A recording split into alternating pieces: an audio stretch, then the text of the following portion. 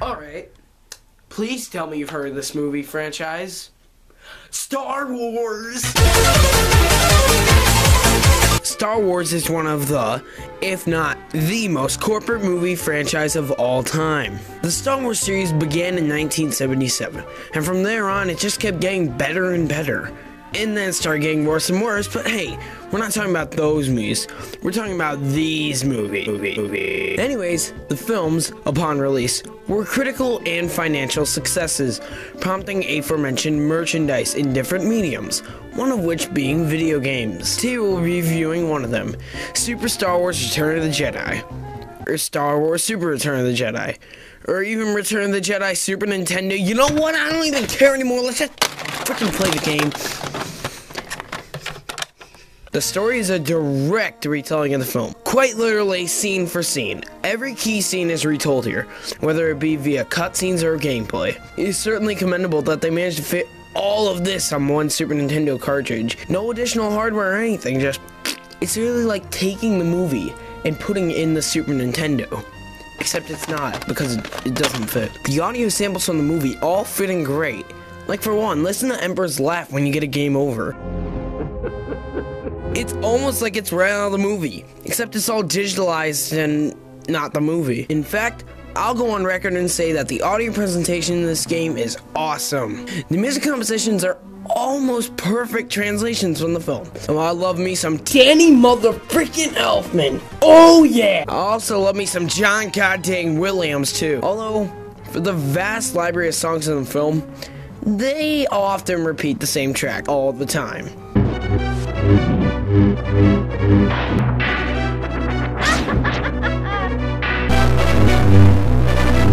However, for what you get, it is enjoyable. Sorry, slight detour, but let's just get back on track and talk about the gameplay, amongst other things. The gameplay in Super Return of the Jedi is very, well, varied. For a large majority of the gameplay, you'll be jumping and attacking through several environments from the film. However, that's just generally what you're doing. What you're actually doing could vary. 1 second, you could just be casually slicing up baddies with your lightsaber, but the next, you could be boosting away on your land speeder, ramming into every tree and rock along the way and keep freaking dying! The gameplay is full of variety, and that could be a double-edged sword. On one hand, it offers a constantly changing and different gameplay experience. On the other hand, the constant change of gameplay mechanics could be disorienting and make the game difficult to play, because you're always readjusting these random alterations to the pre-established formula. It's like having to eat 100 different foreign foods in a row. Things are constantly changing, it's difficult to take it all in, and then you know, vomit on the waiter and then run away without paying your tab. Anyways, is the variety of gameplay good or bad? Personally, I'd say it works. The gameplay is really simple. Slinging the controls of these different mechanics isn't a huge hassle. Plus, the mechanics all have something in common.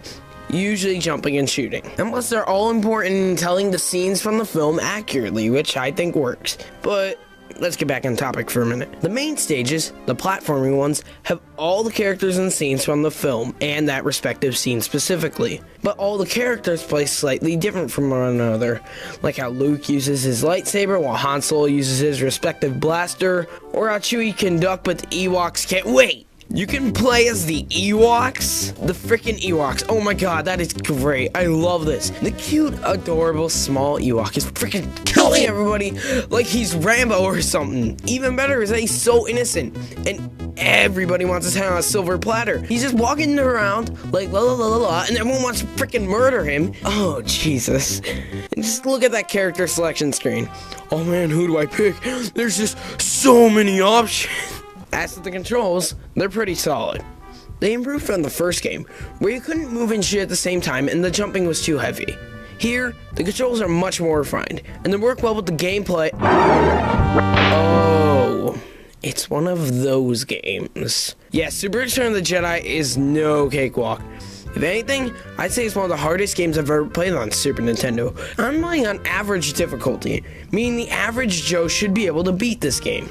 Let me tell you now, this game is not average difficulty. Everything about this game just rapes what you consider standard affair of a platformer with such erratic difficulty spikes that you'll be dying more than you'll be surviving. Whether there's too many enemies, you keep getting lost, keep getting blindsided, or you can't even tell you're getting damaged, this game will challenge you. And unless you have the balls to tackle it, you ain't gonna win.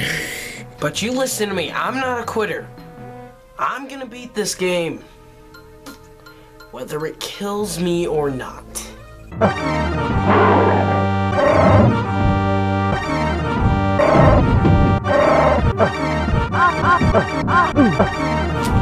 what? I already did this montage crap in freaking Batman Returns, and you know what?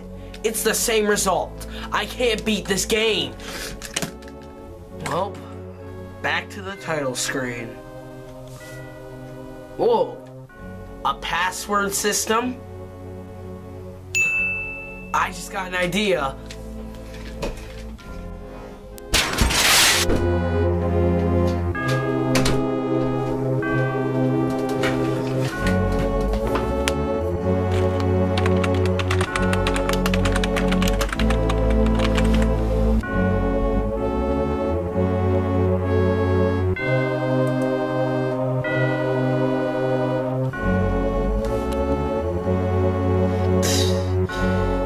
God, I love the internet. If I can't beat it, I'll cheat it.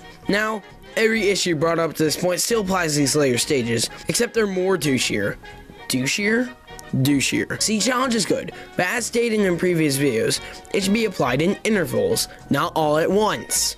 Whatever. My blood may be pumping, I may be pissed, and I may have pissed my pants a bit, but I can still talk about the presentation, so let's do just that. The presentation is especially amazing. I have already talked about the sound side of things, how awesome that part is, but the graphics are also great. They're great. Voice crack! Each character on stage is really accurate to the movie counterparts. It's just a great game to look at, full of bright colors and effects. So, is Super Star Wars Return of the Jedi still a good game today? I guess. I mean, when you look back on the praise this game got in its initial release, it's insane. Literally, some critics are like, this game is the next Super Mario. Oh my god. Really, it hasn't aged that well, to be honest. The difficulty changes too rapidly and erratically and rapidly, and that's the same word repeated again. Some of the gameplay decisions are just not good design choices. However, if you take it for what it is, a game to make Star Wars fans happy and hardcore gamers challenged, it's good in both of those aspects. Some gamers will find the difficulty off-putting, I know I'm one of them, but if you take the game for what it is, like I said, you can find some enjoyment in it. And if you're a Star Wars fan, you owe it to yourself to pick this game up. Honest Talk with Anthony.